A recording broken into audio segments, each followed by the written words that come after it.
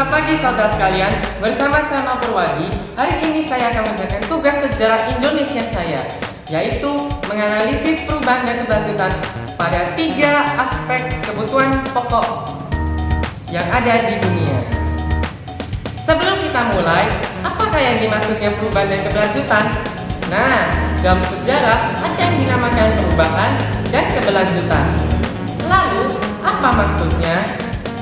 Yang pertama, perubahan ada sesuatu yang mengalami perbedaan kondisi dalam ruang dan waktu, di mana pada saat berada di ruang dan waktu sama, mereka berbeda dengan kondisi pada saat berada di ruang lain atau waktu lain atau ruang dan waktu lain.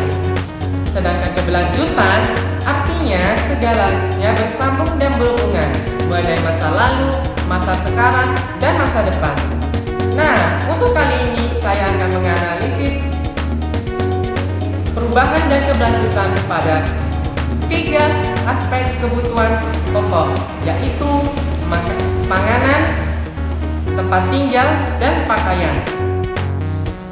Untuk panganan, saya memilih perindustrian dan distribusi pangan.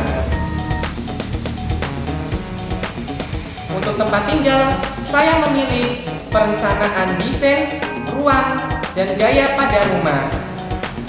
Dan sedangkan untuk pakaian, saya memilih kreativitas dan inovasi dalam perencanaan ide desain baru pada pakaian. Mau tahu bagaimana isi videonya? Tanpa kemana-mana, mari kita mulai. Yang pertama, pangan.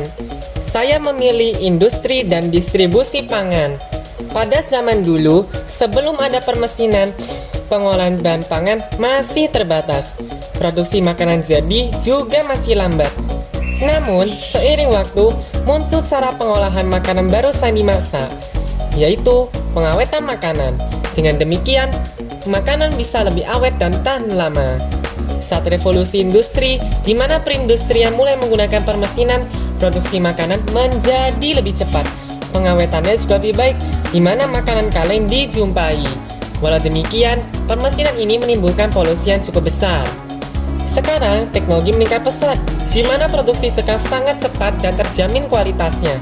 Teknologi permesinannya lebih ramah lingkungan, juga mengurangi polusi. Sedangkan distribusinya, dulu sistemnya adalah dari rumah ke rumah. Seiring waktu, sistem perdagangan muncul, di mana bahan pangan dijual di pasar. Sekarang telah ada sistem delivery, di mana panganan bisa dipesan dan diantar ke rumah. Perdagangan antar daerah dan negara juga muncul karena adanya sistem transportasi memadai, sehingga memunculkan ekspor dan impor. Adanya ekspor dan impor juga mengakibatkan munculnya makanan baru dari luar negeri di Indonesia.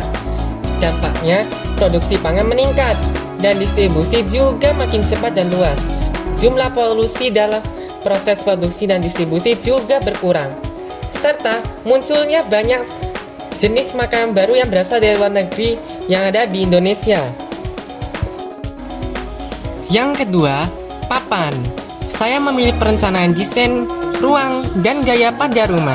Zaman dulu, belum ada perencanaan rumah disebabkan ukuran rumah masih kecil, misalnya tenda dan gubuk. Seiring waktu, mulai ada perencanaan ruang yang membagi rumah dalam bentuk ruang-ruang, di mana tiap ruang punya tujuan sendiri-sendiri. Perencanaan ini dimulai dari rumah kayu dan bata, di mana munculnya arsitek dapat melakukan pembagian ruangan pada rumah dengan desainnya. Gaya bangunan juga makin bagus dan menarik. Sekarang, dengan adanya teknologi konstruksi maju, muncul banyak desain dan gaya rumah menarik untuk dilihat, baik di dalam atau di luar rumah. Karena adanya globalisasi, banyak desain rumah dari luar negeri muncul di Indonesia. Dampaknya, muncul desain dan gaya terkini dalam perencanaan rumah, baik lokal maupun luar negeri. Dengan demikian, rumah bisa menarik perhatian. Yang ketiga, sandang. Saya memilih kreasi dan inovasi dalam pengembangan desain pakaian. Dulu, pakaian kain belum memiliki nilai busana tinggi, di mana pakaian hanya sebatas kain biasa. Seiring waktu, kreasi dan inovasi muncul. sehingga desain baru bermunculan, mulai dari baju, celana, kemeja, dan lain-lain, termasuk Indonesia dengan batiknya. Selain lebih menarik, juga lebih berkualitas dan nyaman. Tidak lupa, aksesoris seperti topi, tas, dan lain-lain juga memiliki desain baru. Sekarang, karena kreasi dan inovasi semakin meningkat, model pakaian yang ada makin beragam. Karena ada globalisasi, desain-desain baru ini dapat muncul di Indonesia. Dampaknya, banyak jenis dan model pakaian yang ada di Indonesia, sehingga menghasilkan berbagai gaya busana yang ada. Terima kasih karena sudah menonton, dan sampai jumpa.